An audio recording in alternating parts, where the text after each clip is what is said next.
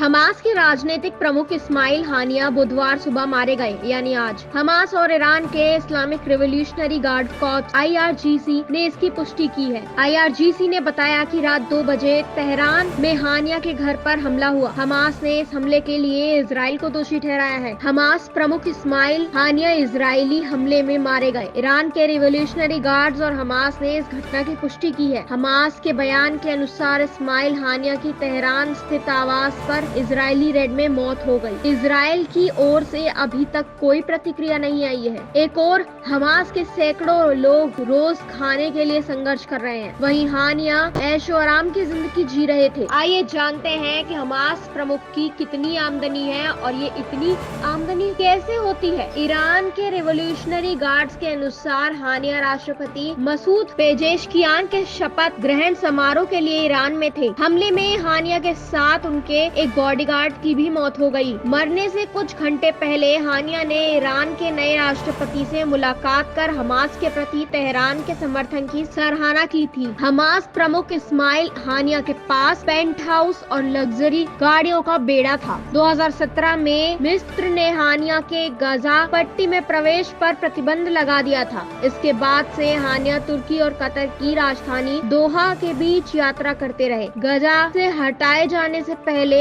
हानिया ने शनिवार को अपना उत्तराधिकारी नियुक्त किया था, जिन्होंने इजरायली जेलों में 2 दशक से अधिक समय बिताया था। फिलहाल हानिया कतर की राजधानी दोहा में आलीशान जिंदगी बिता रहे थे और वहीं से हमास का नेतृत्व कर रहे थे। रिपोर्ट्स के अनुसार हमास प्रमुख इस्माइल की कुल संपत्ति लगभग 16,000 करोड़ रुपए के बराबर है। उनके पास दोहा में एक पेंट हाउस है जिसकी सुविधाएं किसी 5 स्टार होटल जैसी हैं। उनके पास 25 से अधिक लग्जरी गाड़ियां हैं जिनकी कीमत करोड़ों में है। इसके अलावा उन्होंने एक प्राइवेट जेट भी खरीदा था। इस्माइल हानिया ने गाजा पट्टी से बाहर रहकर भी हमास को आर्थिक और कूटनीति में मदद की। मीडिया रिपोर्ट्स के अनुसार हानिया हमास के राजनीतिक और कूटनीतिक मामलों को संभालते थे। 2012 में उन्होंने रॉयटर्स के पत्रकारों से कहा था कि प्रतिरोध सभी रूपों में लोकप्रिय प्रतिरोध, राजनीतिक, राजनीतिक और सैन्य प्रतिरोध जारी रहेगा। लेकिन सवाल उठता है कि आतंकवादी संगठन हमास के मुखिया के पास इतना पैसा कहां से आता था। आमतौर पर हमास चीफ गजा की अर्थव्यवस्था पर मजबूत पकड़ रखते हैं। मिस्र से गजा की सुरंगों के माध्यम से होने वाले व्यापार से भी हमास चीफ को भारी कमाई होती थी। मिस्र से सुरंगों के जरिए जो सामान आयात होता है उस पर भारी टैक्स लगाया जाता है। 2014 में एक इजरायली समाचार वेबसाइट की रिपोर्ट में बताया गया कि हानिया और हमास के अन्य वरिष्ठ नेता सुरंगों से होने वाले हर व्यापार पर 20% टैक्स वसूलते थे। एक आंकड़े के अनुसार इन सुरंगों और तस्करी के बाजार ने हमास के 1700 वरिष्ठ अधिकारियों को अरबपति बना दिया है। ईरान और कतार जैसे देशों से भी हमास गुट को आर्थिक सहायता प्राप्त होती है। अमेरिकी विदेश विभाग ने पिछले साल बताया था कि ईरान सालाना $100 मिलियन यानी 837 करोड़ रुपए हमास और अन्य फिलिस्तीनी समूहों को देता है। हमास गुट को विभिन्न कंपनियों में किए गए निवेश से भी वित्तीय सहायता मिलती है। एक रिपोर्ट के अनुसार हमास ने तुर्की से लेकर सऊदी अरब तक की कंपनियों में $500 मिलियन का निवेश किया है। वे कंपनियों का एक गुप्त नेटवर्क भी चलाते हैं। इस्माइल हानिया का जन्म 29 जनवरी 1962 को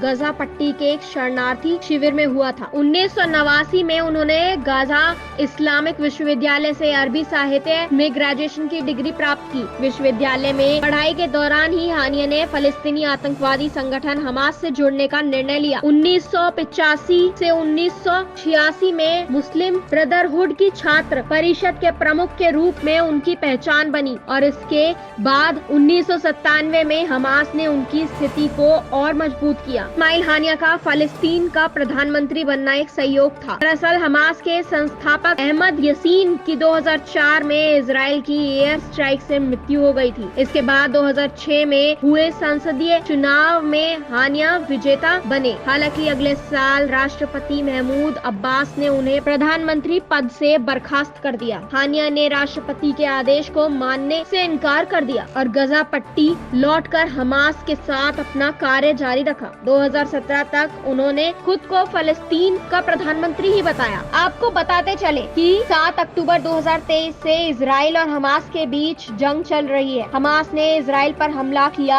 1200 लोगों के मारे जाने की खबर थी। इसके साथ ही 250 लोगों को बंधक बना दिया गया था। तब से दोनों तरफ से हमले किए जा रहे हैं। जहां एक और हमास दावा करता है कि इसराइल ने हमले में 39,000 फलस्तीनी नागरिकों को मारा है, तो वहीं इसराइल का कहना है कि उसने हमास और उसके सहयोगियों के सिर्फ 14,000 लोगों को मारा है।